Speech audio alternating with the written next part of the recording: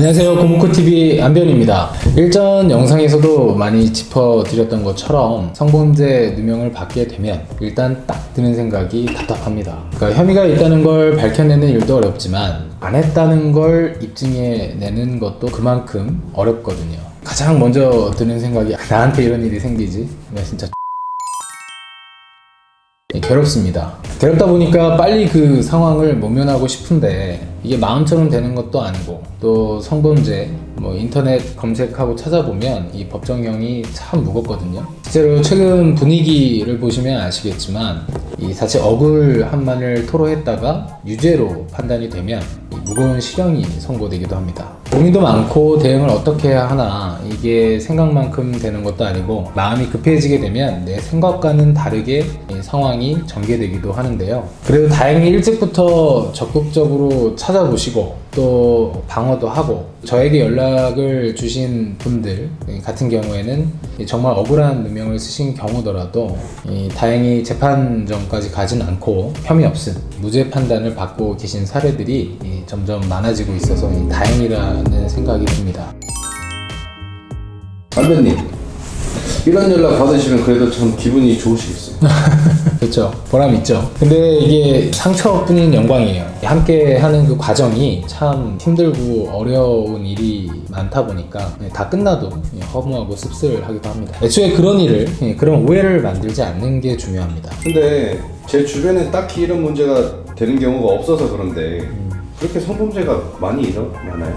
참 많습니다. 제가 변호사가 된 지도 이제 횟수로는 8년차, 그리고 또 성범죄는 아니더라도 전제된 관련 사건들을 많이 맡아보면서 느낀 부분들이 많아요. 드라마, 영화에서나 볼 법한 사건들부터 시작해서 여튼 항상 많았던 것 같습니다. 저한테 이제 처음 오셔서 상담 받으셨던 분들 중에 내가 사실은 범죄를 저질렀다 이렇게 터놓으신 분들은 진짜 용서를 빨리 빌어야 하거든요. 이게 또 여의치 않은 일입니다. 이 합의라는 게 결코 쉽지 않거든요.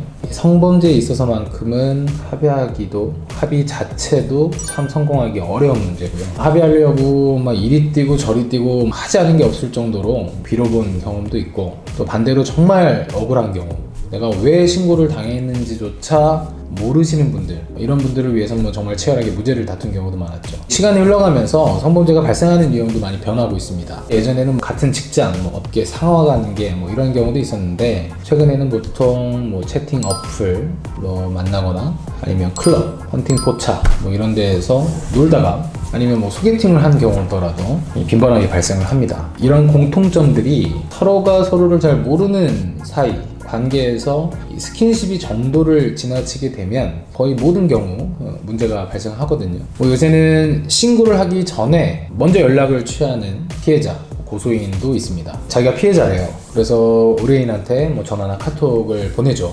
내가 이제 곧 신고를 할 것이다. 그러니까 준비를 하고 있어라. 나는 변호사 선임했고 변호사 통해서 합의할 거다. 너는 어떻게 할 것이냐. 이렇게 연락이 오는 경우가 있어요. 그런 경우가 있어요?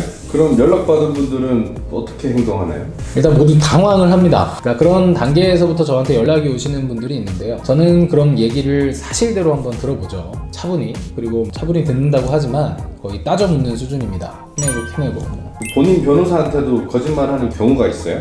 없을 것 같죠? 있습니다. 거의 탐정 수준이에요. 일단 그래서 세세하게 한번 들어보고 논리적으로 맞지 않는 부분이 있는지 먼저 검증을 하고 봅니다. 어차피 경찰, 검찰, 법원 단계 가면 이런 부분을 대비를 해야 되니까 자세하게 한번 얘기를 한번 들어보죠. 그래서 상대가 원하는 게 정말 돈이다, 이런 경우를 제외하고는 서로 오해가 생긴 부분들이 꼭 있어요. 이게 접점이 발생을 하죠. 그 오해를 풀고 대화로 해결을 할 수 있도록, 그리고 또 관계를 개선할 수 있도록 조언을 해드리는 편이에요. 그냥 돈만 원하는 경우는요? 그런 경우도 있죠? 그쵸. 당연히 있죠. 근데 돈을 왜 줘요? 잘못한 것도 없는데. 그래도 신고가 이루어졌다, 내가 경찰관으로부터 성범죄 추행이든 아니면 강간이든 전화를 받았다, 그래서 조사에 나와라.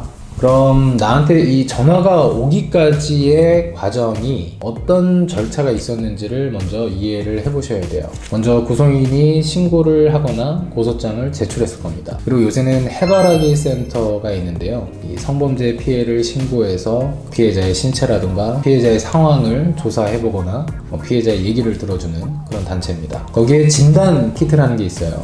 추행의 흔적, 그 상처가 있었는지 DNA 검사라던가 혈흔이나 체 등을 채취를 해서 먼저 증거들을 확보하죠. 침은 안 나온다, 뭐 만지면 안 나온다, 뭐 이런 얘기들이 있는 것 같아요. 진짜 안 나오나요? 아니, 나와요. 뭐 타액 이런 건 뭐 당연히 나오고요. 단순히 손으로 만진 경우라고 하더라도 뭐 위치에 따라서 검출이 되는 경우가 흔히 있죠. 이 피해자 신고가 있으면 현장 출동이 있기도 한데요. 긴급성이 없는 경우는 그냥 전화로 코칭하는 경우가 많습니다. 그래서 이렇게 신고가 있게 되면 수사가 시작이 되죠. 상대방이 과연 성범죄를 저질렀는가. 이 수사 절차는 여성 청소년계에서 이루어집니다. 그래서 저한테 이런 질문을 한 분도 있었는데, 고소인이 나는 뭐 청소년이랑 뭐 상관이 없는데 왜 청소년 전담부에서 수사를 하느냐.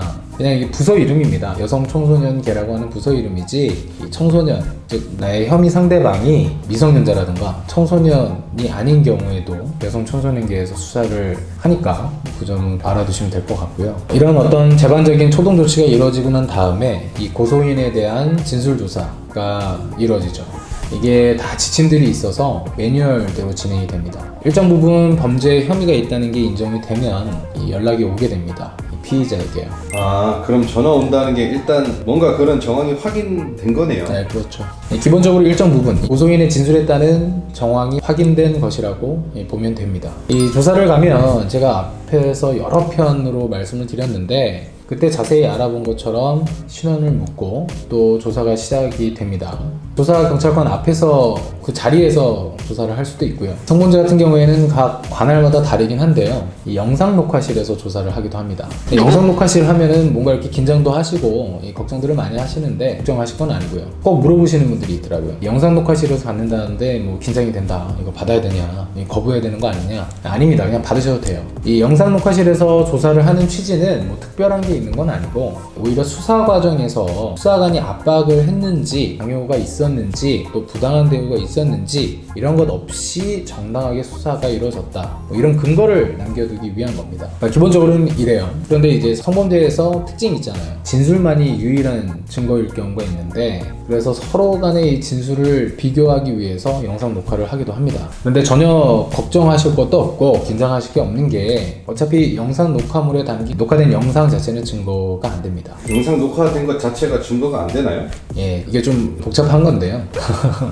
영상 녹화하면서 이제 조사한 진술 조서가 있을 거 아니에요. 서로 묻고 답하는 그런 내용. 이 진술 조서가 증거로 제출이 되면 진술 조서도 증거다 보니까 당연히 영상 녹화는 증거 채택이 안 됩니다. 법원에 제출하지 말라고 해요. 그러면 영상 녹화 자체는 신경을 쓸 필요는 없는 거네요. 네, 그렇죠. 오히려 적극 활용을 해봐도 됩니다.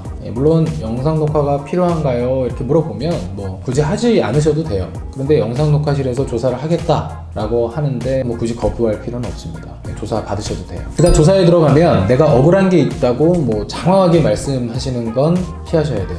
차분히 질문하는 것에 대해서 대답을 하고, 또 설명이 필요하면 대답부터 한 다음에 상황 설명을 하면 됩니다. 이 조서라는 게 조사관이 묻고 대답하는 것들을 자신의 생각에 따라서 또 편집하는 과정을 거치거든요. 그러면 내가 하는 말이 다 기재가 되는 게 아니고 편집돼서 작성될 수가 있습니다. 그래서 물어보는 거에 대해서 그 핵심을 잘 파악해서 대답하시는 게 굉장히 중요하죠. 뭐 장황하게 말씀하실 필요가 없습니다. 조사 순서는 일반적으로 이 당사자와의 관계, 그리고 뭐 전후 사정, 뭐 만나게 된 경위에서부터요, 시간, 장소별로 이 사실관계에 대한 조사가 이루어지게 됩니다. 그리고 사건 경위에 대한 쟁점이 있다 보면 그 쟁점에 대해서도 조사를 하죠. 뭐 이런 조사가 다 이루어진 다음에 마지막으로 고소인이 이러이러한 주장을 했는데 어떠하느냐, 이런 거를 물어보게 됩니다. 이렇게 조사를 받게 되면 사건 경위에 대한 일관성 있는 설명도 중요하지만, 여기서 생각해보고 가셔야 하는 것이 상대방의 의도, 상대방이 과연 왜 나를 고소한 것인가, 이 부분,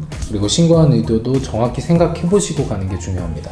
분명 오해가 있고 마음이 상한 부분이 있을 겁니다. 아니면 애초부터 이상한 구석이 있죠. 돈일 가능성이 많아요. 일반적으로 상대방과 다툼의 원인이 되는 게 분명히 있습니다. 그런데 그 다툼의 원인을 다른 방식으로 풀어내는 거죠. 스킨십 자체에는 동의가 있었지만 내가 당했다, 뭐 이러면 말하기 쉽잖아요. 그래서 상대방과 왜 그런 오해 그리고 분란이 일게 됐는지를 먼저 깊이 있게 고심을 해보셔야 됩니다. 아, 내가 억울해, 뭐 이런 생각만 하고 있기보다는 그 당시의 상황을 한번 생각을 해보시는 거죠. 어쨌든 하지 않으셔도 될 일이었긴 하지만 조사에 임하게 되면 반드시 성실하게 조사에 임하셔야 됩니다. 이러한 과정에서 억울한 누명을 벗기 위해서 준비하셔야 되는 일, 다시 한번 말씀드려 볼게요. 가장 먼저 핵심은 고소인의 주장이 무엇인지 파악하는 일입니다. 요새는 정보 공개 청구, 요거 인터넷으로도 요즘 다 할 수 있거든요.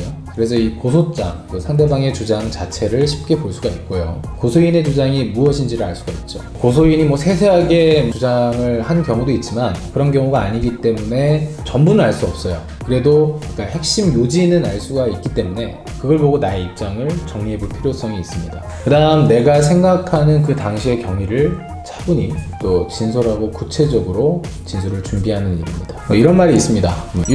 일관성 있는 거짓말은 그게 일관성이 있으면 진실이 되고 또 진실이라 하더라도 일관성이 없게 되면 그게 또 거짓이 됩니다. 그만큼 일관성이라는 게 굉장히 중요한 요소인데요. 물론 이 말 자체가 항상 맞는 말은 아닙니다.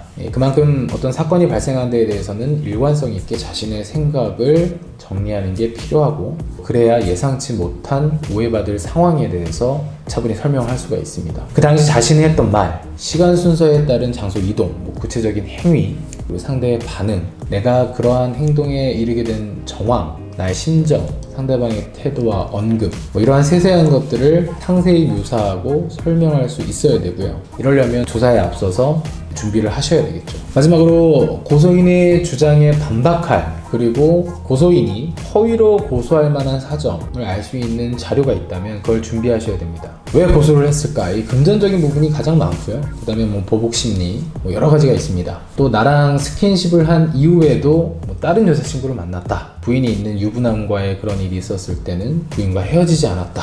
그런 경우도 실제로 있나요? 네, 있습니다.